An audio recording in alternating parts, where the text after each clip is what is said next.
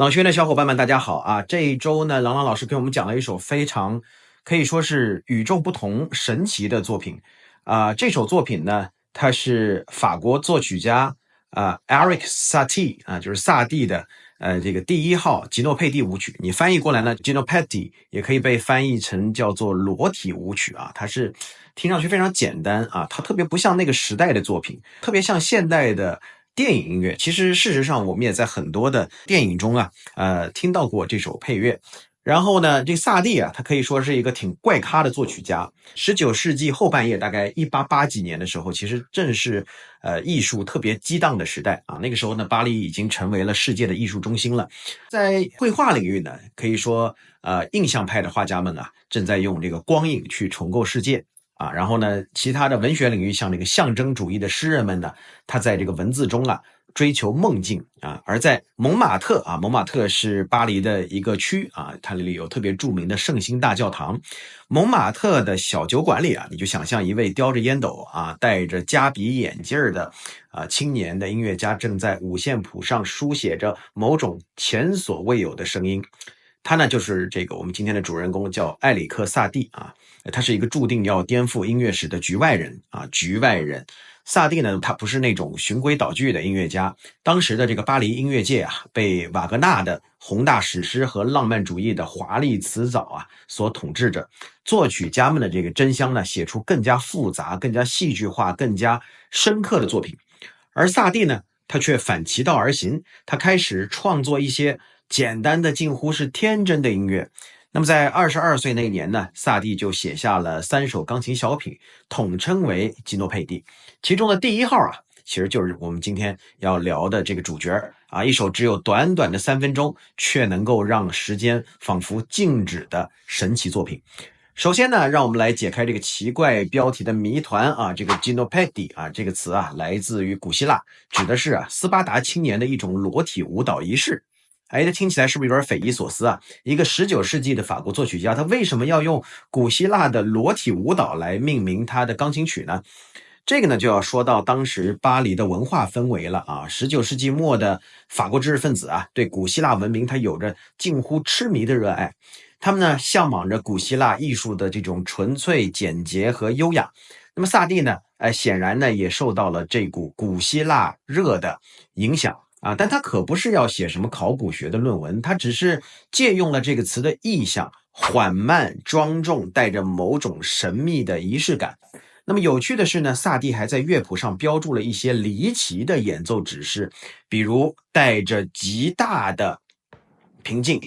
注意他用的形容词 calm 而不是副词 calm 这个在法语的语法上是错误的。这个带着极大的平静 avec une grande calme， 但这个就是萨蒂的风格他喜欢用这些略显怪异的表达来提醒演奏者，这音乐不应该按照常规的方式来理解。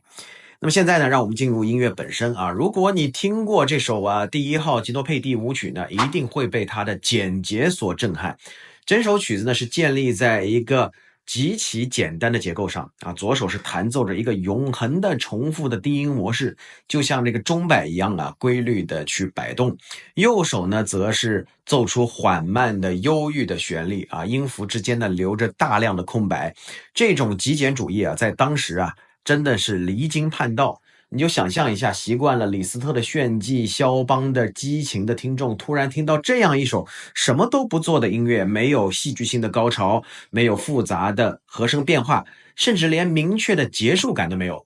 音乐就像一条河流，缓缓的流淌，然后悄悄的消失。